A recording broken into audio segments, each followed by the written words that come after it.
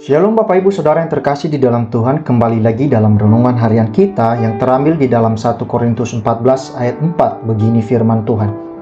Siapa yang berkata-kata dengan bahasa roh, ia membangun dirinya sendiri, tetapi siapa yang bernubuat, ia membangun jemaat.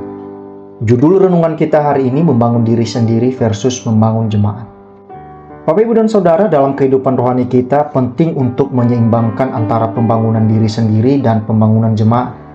Dalam surat pertama Paulus kepada jemaat di Korintus, ia menyoroti pentingnya memahami peran dan dampak karunia rohani yang kita miliki.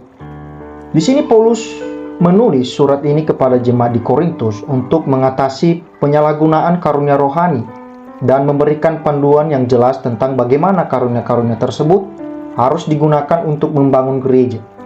Pada saat itu, beberapa anggota jemaat di Korintus terlalu menekankan pada karunia bahasa roh yang sering kali tidak dimengerti oleh orang lain dan lebih bermanfaat bagi diri sendiri daripada jemaat secara keseluruhan.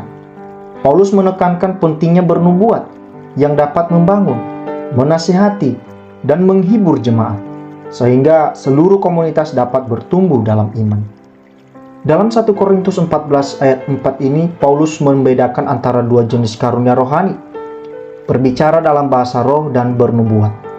Berbicara dalam bahasa roh adalah karunia yang terutama membangun diri sendiri, karena hanya orang yang memiliki karunia tersebut yang dapat mengerti dan merasakan manfaat langsung dari komunikasi itu. Sebaliknya, bernubuat adalah karunia yang membangun jemaat, karena pesan yang disampaikan dapat dimengerti oleh semua orang dan memberikan pengajaran, penghiburan, dan penguatan bagi seluruh komunitas. Itu sebabnya Paulus mendorong jemaat untuk mengejar karunia yang dapat membangun tubuh Kristus secara keseluruhan, bukan hanya untuk diri sendiri.